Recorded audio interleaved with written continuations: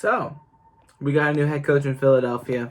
This isn't the video that I was expecting to make. This wasn't the episode I wasn't expecting to make today.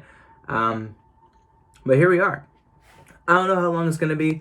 Initially, I was planning a much lengthier, longer podcast recording going out on YouTube and to the podcast places, obviously, talking about the Eagles and their, options at coaching at this point, because we were heading into the weekend. We were getting all the speculation that, we might have a head coach by, Friday or Saturday. So I was getting excited, and I was getting in that groove. I was like, okay, let me sit down, let me write some things down, let me make a video. Let me make a lengthy video, maybe get it on a podcast, do all that stuff, just sit down and talk about the Eagles. And here we are instead talking about the Eagles hiring Nick Sirianni.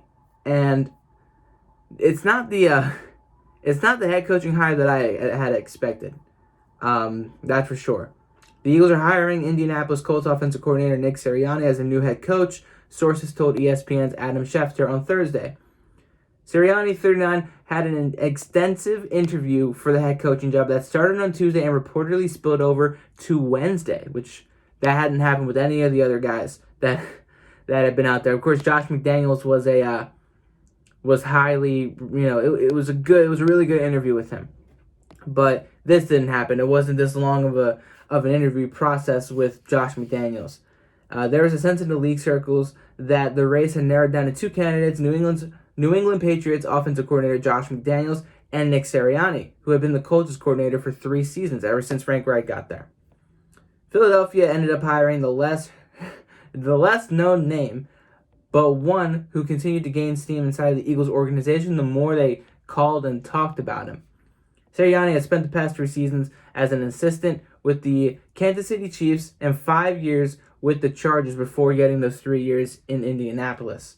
He was the Chargers quarterback coach from 2014 to 2015, and when Frank Reich was the offensive coordinator in San Diego, that's where he was, which again shows a lot. And then Frank Reich hired him to be his right-hand man when he left Philadelphia to take the Colts' head coaching job in 2018. Despite a rotating cast at quarterback with Andrew Luck, Jacoby Brissett, and Phillip Rivers, Indianapolis fielded a top 10 offense in 2 of the past 3 seasons. Phillip Rivers completed 68% of his passes this season and 4,169 yards with 24 touchdowns to 11 interceptions last season. Sirianni has worked as a quarterbacks coach and a receivers coach since coming into the league in 2009. The Colts finished 9th in the league in scoring at 28.2 points per game and 10th in yards per game with 378.1 in 2020. Both obviously a lot better than what Philadelphia was able to put up. Sirianni will be tasked with solving the Eagles' quarterback dilemma. Carson Wentz, who finished 3rd in the MVP voting in 2017 while helping the Eagles to the number 1 seed into the NFC before getting injured in Week 14, was benched for Jalen Hurts in the final 4 games of 2020 after the worst season of his 5-year career. Wentz's $128 million 4-year contract kicks in this year, making it difficult for the Eagles to trade him. The Eagles held an extensive search after firing Super Bowl winning coach Doug Peterson. They interviewed Arthur Smith, Robert Saleh, Gerard Mayo, Joe Brady, Kellen Moore, Deuce Staley, Todd Bowles, Dennis Allen, offensive coordinator Brian DeBall. Sources said, but there was an agreement to wait after Sunday's AFC Championship game for a potential interview. Peterson was fired after going 4-11-1 in his 5th season with the team. He went 46-39-1 and won a Lombardi Trophy in 2017, the first of 3 straight playoff appearances for the Eagles under Peterson. Now, that was the entire ESPN article. Now, people on Twitter haven't been mad about it. People have been mostly... The people that are mad are criticizing and saying, that's just a yes man, the complete opposite of what you would get with Josh McDaniels. But there are videos of him getting very heated in practice. He's not just a yes man. Not hopefully. We don't know how much power he's going to hold in this organization just yet. We know Howie Roseman and Jeffrey Lurie, they're kind of untouchable. Speaking of, I just watched Joey Shake's video on it, and he said it very well, that after winning the Super Bowl, those two have been on cloud 9, feeling very, very untouchable, which is why Howie is still here, while Jeffrey Lurie has defended him so much. Now, I'm just gonna say this: Howie Roseman has shown the potential to do what he did in 2017, obviously, because he did it. He got a roster that was so well in depth that even with all the injuries and all that stuff, the playmakers that were asked to step up alongside the other starters managed to win us a Super Bowl. He can do it. He has the potential to do it. He just needs to get out of his own way. Stop being. It's a similar conversation when we talked about Carson Wentz, where he's got to get out of his own head. He has to stop with his ego. He needs to do what is right for the team and not what will save his ass. You know, he doesn't have to play hero ball 24/7. He needs to do what is right, what will help this organization, this team moving forward. That's just basically all that he needs to do. And this draft upcoming is going to be very crucial because there are some really good names on the board, especially at the wide receiver position, that can land at number 6. Whether the Eagles decide to land him or not, that's going to be a very big, very crucial moment for Howie Roseman and the Eagles right now, trying to right the ship. But before we get to the draft, because that's in 3 months, we don't need to worry about that just yet. Carson Wentz. This hiring was very, very, you could tell how much Carson Wentz kind of influenced this hiring. Of course, after Doug Peterson was fired on January 11th, a little over a week ago, or not a little over a week ago, Jeffrey Lurie was saying a lot of good things about Carson Wentz, defending him, telling people that he believes that he can still be an elite quarterback, that he can be a leader, that he can, do what he did in 2017 consistently again. And that spilled into the rumors of, he's telling the head coach candidates that he's interviewing that he wants Carson Wentz back on this team coming into 2021, that he believes that he can be fixed. Now, whether you believe that he can be or not, that's up to you, and that's your own opinion. I'm split on it. I've been split on it for the past 6 months, really. Ever since he started to struggle back in the fall, I haven't known how to truly feel. I jumped on the Jalen Hurts bandwagon after the Saints game. Not even after the Saints game, just when we saw him in the Packers, because I just wanted to see what Jalen Hurts can give us. Just give him the chance to play on national television and actually do something, because he wasn't able to in preseason, obviously. And the only time he did, it was in wild card formations where he would just run for 3 or 4 yards, break off one big run to help pump up the offense, and then Carson Wentz would come in to ruin the drive. It wasn't great. It wasn't fun to watch, and it clearly didn't work. And obviously, Doug Peterson and Carson Wentz's situation together was not the greatest, and Carson wanted out, and now that Doug's out, that boosts his chance of staying in Philadelphia. But again, he hasn't said a single thing. Carson Wentz has not spoken or posted anything on social media. Let me see here. I'm going on his Twitter right now. He hasn't done anything on his social media since Christmas. He hasn't posted a single thing since Christmas. It's almost a month ago. He didn't say anything about Doug Peterson. He didn't post anything or thank him after he got fired. You could tell that obviously there was something wrong there. But now, throughout all the coaching ordeals, you've seen Deshaun Watson. If we go to Deshaun Watson real quick on Twitter, Deshaun Watson, he's been very vocal. He wants out of Houston because of the way that they handled DeAndre Hopkins. Yeah, the way that Bill O'Brien mishandled everything, and the way that they've gone about hiring a GM and searching for a head coach. He hasn't been that involved in it, which he doesn't like. And he's posting all day, every day. Of course, now Deshaun Watson is a much more different person. He's not as upfront with religion as Carson Wentz is, and he's a lot more vocal on social media. We know this, but you could see in his tweets that, even the ones that he's deleted, of course, but there's plenty of evidence that he wants out of Houston. There's no doubt in my mind. Carson Wentz isn't like that. He doesn't post. He doesn't look like the most social person compared to other quarterbacks in the league. So how fixable can he be, especially if he might not even want to be in this organization? Because I mean, before we even fired Doug, there was the talk of, oh, Carson Wentz feels betrayed by the entire organization, not just Doug Peterson, you know?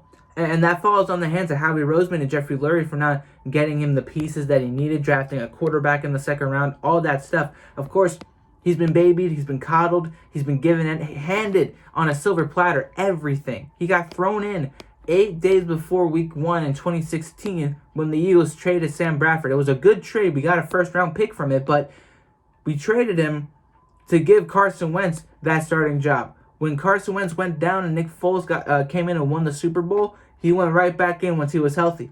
When Carson Wentz got hurt and Nick Foles led us to a near championship game for a second straight year, Nick Foles was shipped out to Jacksonville, and Carson Wentz got the job back.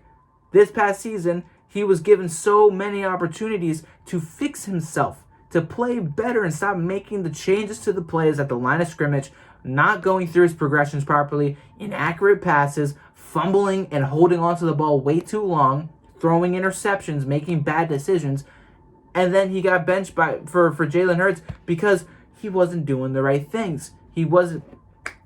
And this all comes back to what I've talked about in previous podcasts and previous videos, where he's clearly not easy to coach, not easy to handle.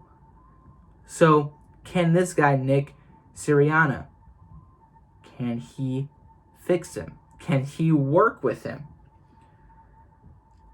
I don't know. I don't know if he can do it. I mean, I'm all for it, but I don't know. And I want to listen to this real quick. This is first. What is this called? Speak for Yourself. Posted by Philly Nation on Twitter. Emmanuel Ogbah, former Eagle, talking about the hiring. This is about 2 minutes long, so let's listen to what he has to say. I'm kind of interested in this. Let's listen. My chest. Let me preface with this, big bro. What are we doing here? You can be unqualified and still succeed. The two are not mutually exclusive. You can be unqualified. I heard it. And still succeed. And now let's go ahead and get that out the way. Okay. Just because someone succeeds does not mean they were qualified to be hired. Nick Sirianni wasn't qualified to get this gig. Ooh. He wasn't. Let me make this clear for all of y'all. The Eagles fired Doug Peterson to hire his understudy's understudy. All right. The Eagles hired Doug Peterson to hire his OC's offensive coordinator. Somebody got to make that make sense for me, Marcellus. I'm here. I don't get this hire. Actually, I do get it. I didn't want to be honest with y'all. And playing for the Eagles, I'm not allowed to tell y'all 100% of the truth. Ooh. You know what I'm saying? When you're in a locker room, you can't say everything, but it's about time to say some things. What we know about Eagles management is this. They want to be able to control the situation. Doug Peterson is no longer the Eagles head coach, not because they struggled this year, contrary to what y'all read. He's no longer the Eagles head coach because management wanted to tell Doug Peterson who to hire and who to fire. And Doug Peterson looking at himself saying, look, I've won Super Bowls. Y'all not going to tell me what to do. But you know who Eagles management can control? They can control a coach with no head coaching experience.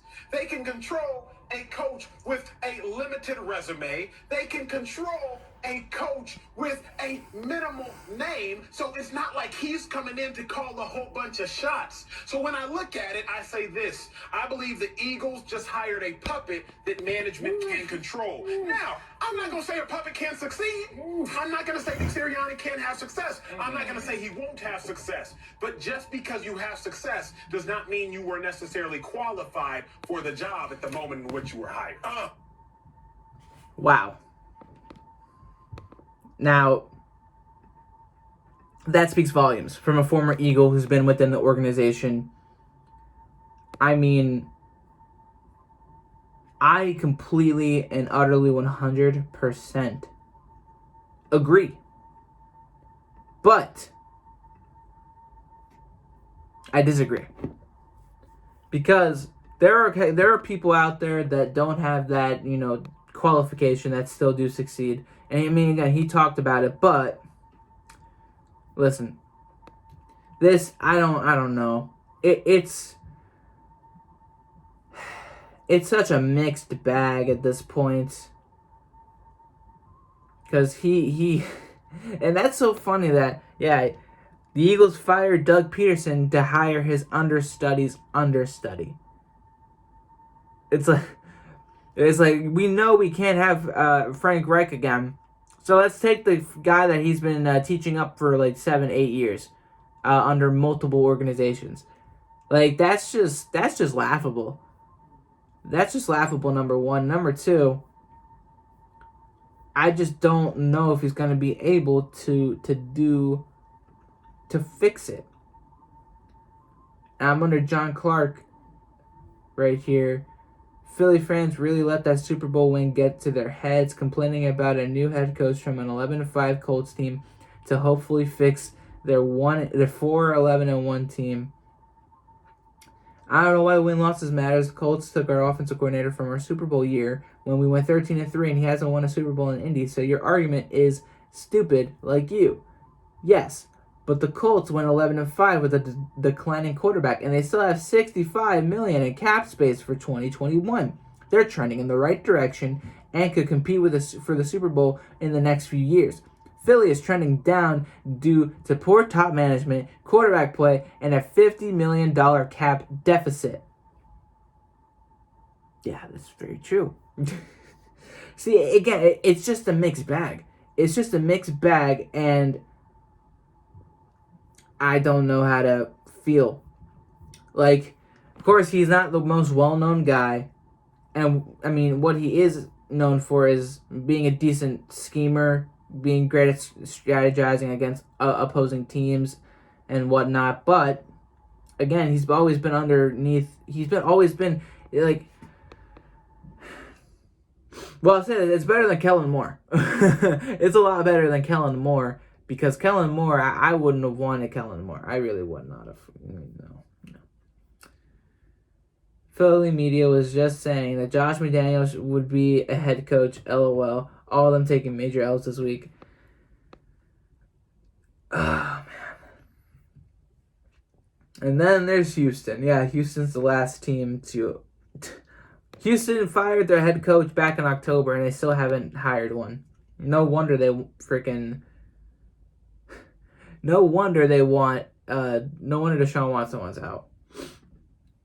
And I'm just hoping the Eagles don't make a mistake here. I'm just hoping that, and not that they don't make, hoping that they don't make a mistake. I'm just hoping that they do not, they just give him the power and just give him everything up front. Let him do what he can do. Let him hire his own staff. Let him draft people, or at least have influence in who you draft. Frank Reich relied on him for decision-making, called him a teacher. That's interesting. Well, I don't think I can talk too much about this anymore. Let me know how you guys feel about this, because it's very interesting. It's certainly not what we all expected, and we just gotta wait and see. Let me know how you guys feel, and I'll see you all later. Peace out, y'all. Thank you for listening in. Fly Eagles Fly. Have a good day. All that stuff. Subscribe for more content. Listen to this on Spotify, Apple Podcasts, Google Podcasts, all that stuff. I'll see you all later. Peace out.